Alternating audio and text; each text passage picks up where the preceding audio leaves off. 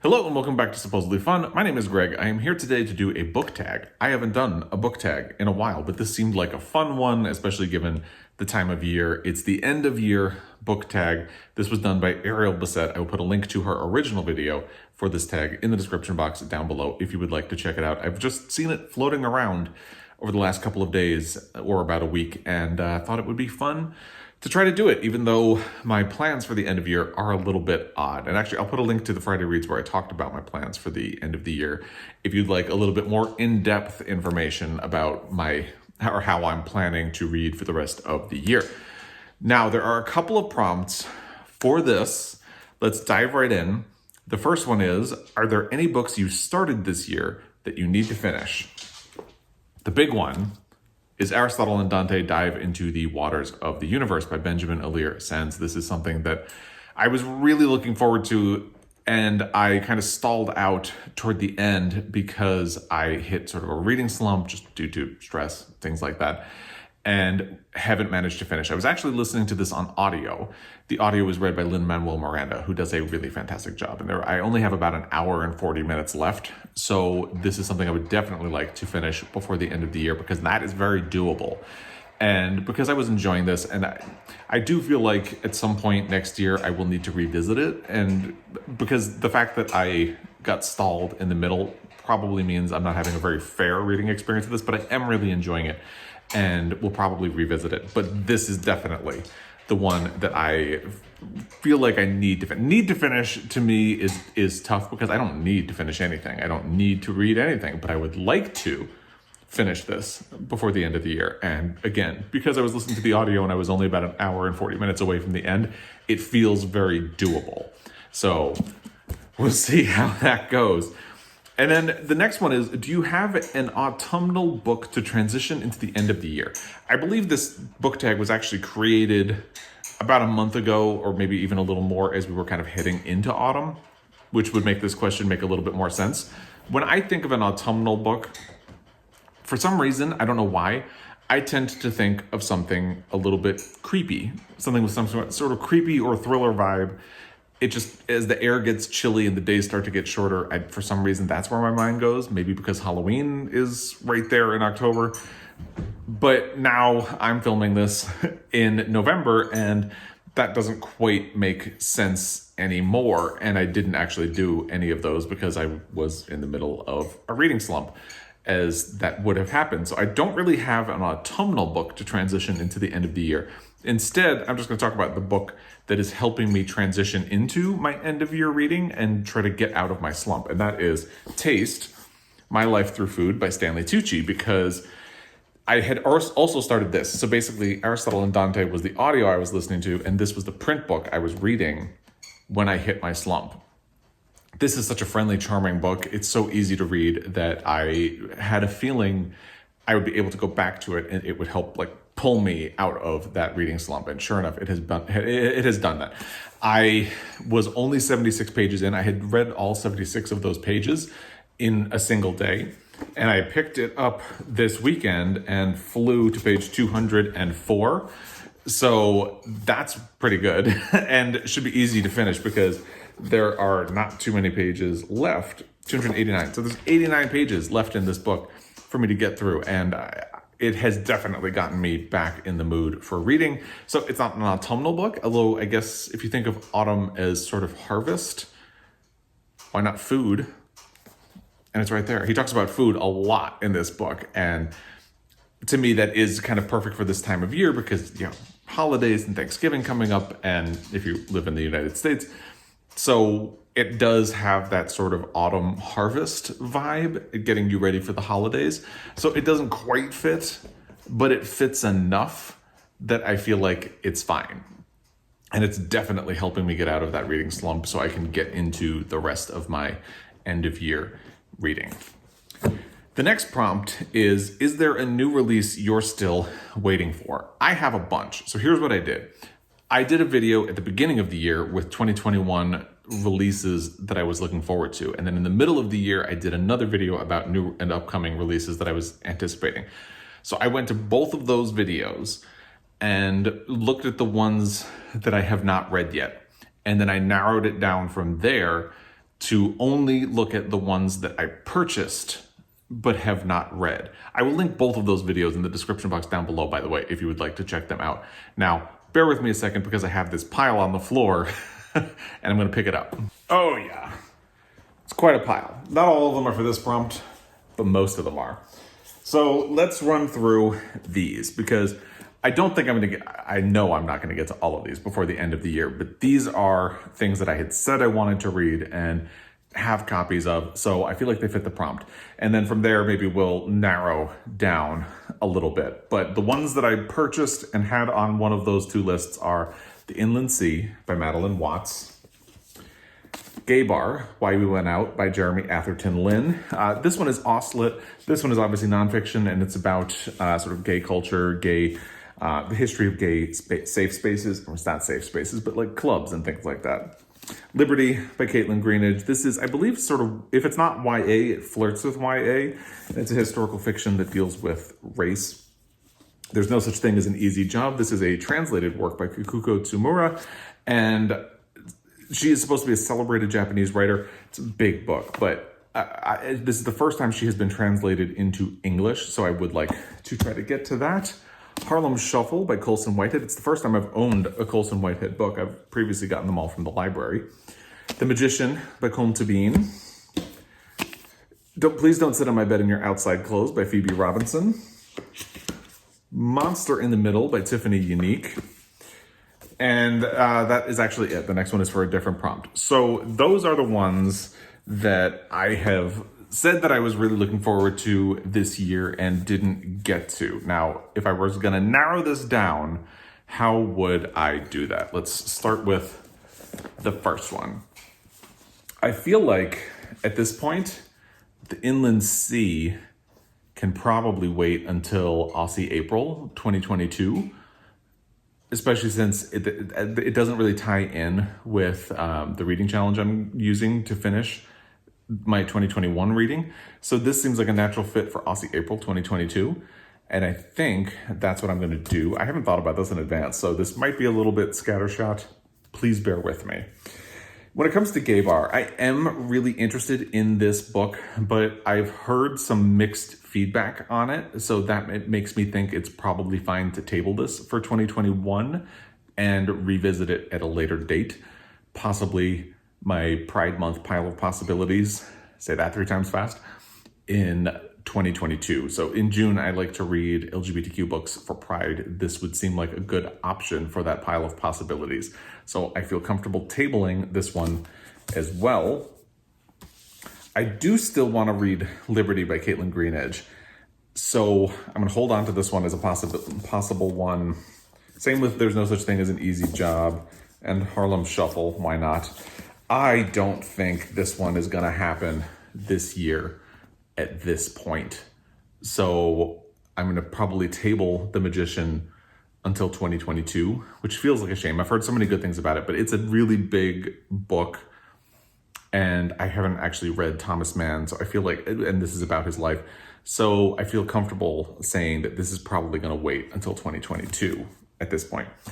I do really want to get to Phoebe Robinson's book. It's essays, so it shouldn't be too hard.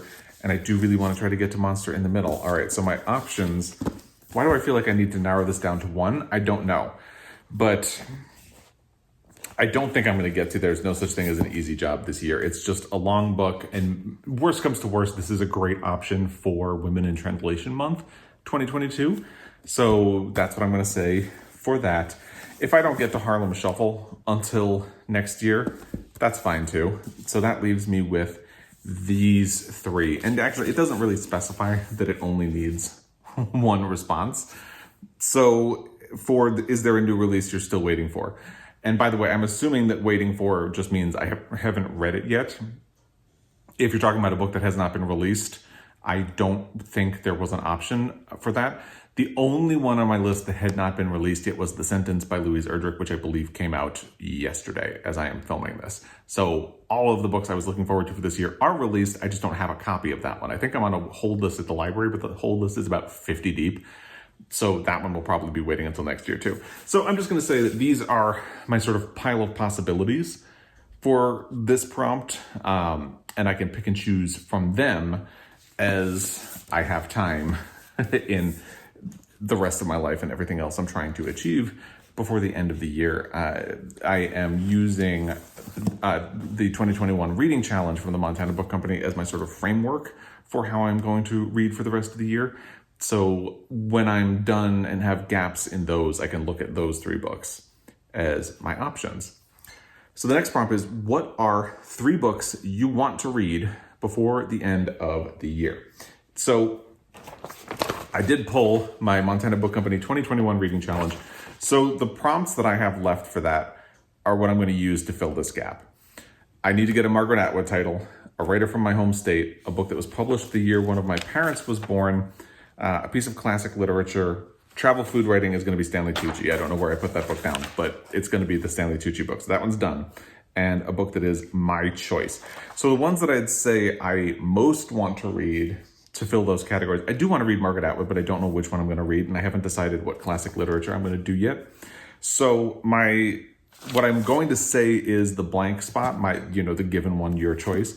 I want to read The Power of the Dog because the movie is coming out real soon, and I kind of want to read it as a companion to that, just because I've heard really good things about it. So this, for sure, is something I'm really looking forward to and want to get to, and I'm going to fit it into that slot on my 2021 reading challenge just to make sure it happens. My option for a book that was published the year a parent was born is James Baldwin's Go Tell It on the Mountain.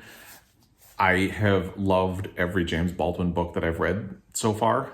Haven't read all of them, and this is a big one that I still need to get to. So it just happens to be published the year my mother was born. So I'm looking forward to that. And for a writer from my hometown or home state, Work Like Any Other by Virginia Reeves. I've heard really good things about this, including from Joel, who read it this year to meet the same prompt on the reading challenge and really enjoyed it. This was actually adapted as a graphic novel in France. It was a finalist or a long list on the long list for the Man Booker Prize, which used to be the Man Booker Prize. I've lost the ability to talk, in 2016. And I guess that's sort of what prompted its popularity in France, but it was adapted as a graphic novel there. And now they took the graphic novel and translated it into English, and that has been released here. So if I like this, I am thinking I'll probably seek that out as well. The next prompt is there a book you think could still shock you and become your favorite book of the year? Well, so what have I said so far? I do think Monster in the Middle could be really interesting. I think Phoebe Robinson is very funny. I don't know if this would be a favorite of the year. So that takes it down to these 3. Joel really enjoyed this, so there's a possibility in Work Like Any Other. And I know Charlie from the Montana Book Company is a big fan, and Charlie recommended one of my favorite reads of the year. So there's definitely a possibility. But I'm leaning more heavily into these 2 because James Baldwin has not let me down before. So I don't have any reason to believe he would do it again. So Go Tell It on the Mountain could certainly be a spoiler for my favorite reads of the year. And I've heard great things about The Power of the Dog. Like really great things about this, and from people whose opinion on books I really respect. So I'm very much looking forward to this. Could be a spoiler, I don't know. But I think they are the 2 that are most likely to crack in there. And we will see what happens with them. And then the final prompt is, have you already started making reading plans for next year? I have. Now, this year, I decided not to do a reading goal for 2021 because I did have one for 2020 and I did have one for 2019. The one for 2019 went well, so I went big in 2020 and had a really big multi-pronged reading goal. And it was so complicated that as I was getting toward the end of the year, I was really stressing myself out that I wasn't meeting all of the criteria that I had set out for myself. So I ended up abandoning it by the end of the year and just had to call it good and say that what I have accomplished is good enough, and that's fine. So this year I gave myself a break, didn't do a reading goal, and I have felt so much better. I do better with loose challenges, but my problem is when I decide to set a goal or to challenge myself, I go too hard. I get a little too excited and just go all in, and it doesn't always go great. So my plan is to focus on my Pulitzer Prize project, which is where I want to read every fiction book that has won a Pulitzer Prize for fiction, and focus on that a little bit because I'm in, I think, year 2 since I decided to start that project, and I haven't made a whole lot of progress because I've had so many other reading things going on. So I think next year I would like to put a bit of a focus on that, make some progress, and get going on that. The other thing I would say is that I have really enjoyed doing this reading challenge for the Montana Book Company because the prompts are things that are easy to fit in with regular reading. Like I could probably even do a lot of these. They'll have a different one for next year, but as long as it's in the same vein, I could easily do my Pulitzer Prize project and use a lot of those books to meet some of these criteria because they're vague enough that they're specific enough that they challenge you, but they're vague enough that you can adapt them to whatever you already want to read or are hoping to read. So that should be a really easy thing to do. So this is my other thing. So I'm going to focus on my Pulitzer Prize project and try to make a lot of progress on that. And then I'm going to work on the Montana Book Company Reading Challenge for 2022, whatever it will be. Examples of things on here are like queer author. Well, obviously, I have no problem meeting that prompt. Science and nature nonfiction. That was a really fun one because it's outside of my wheelhouse, and I found a book that I really enjoyed, The Soul of an Octopus by Cy Montgomery, to meet that. Writer from another continent, not North America, a Pulitzer winner. That would be really easy if I focus on my Pulitzer Prize project next year. Sci-fi or fantasy title. Choose a book by its cover. Something from Obama's Best Books of the Year list. The possibilities are really great. So that should be doable. I think between the Pulitzer Prize project, focusing on some of those books, and doing whatever the version of this will be for 2022, I'll probably have my hands full and it will be perfect. So I'm not going to tag anybody. If you would like to do this, feel free to do it. If you don't have a channel and would like to do it anyway, please feel free to play along in the comment section down below. Let me know what what you would put as answers to these prompts in the comment section down below. But if you have a channel and you would like to do this video, please feel free to do it. I am not going to tag anyone specific. Thank you to Ariel for creating this tag. And I'd love to hear from you what you think about these answers and any of these reading challenges. If you have a reading challenge for next year already in particular, please let me know. I'm always curious to know things like that. So, as always, I really appreciate your time. Thank you for that. And I will be back. Until next time, happy reading.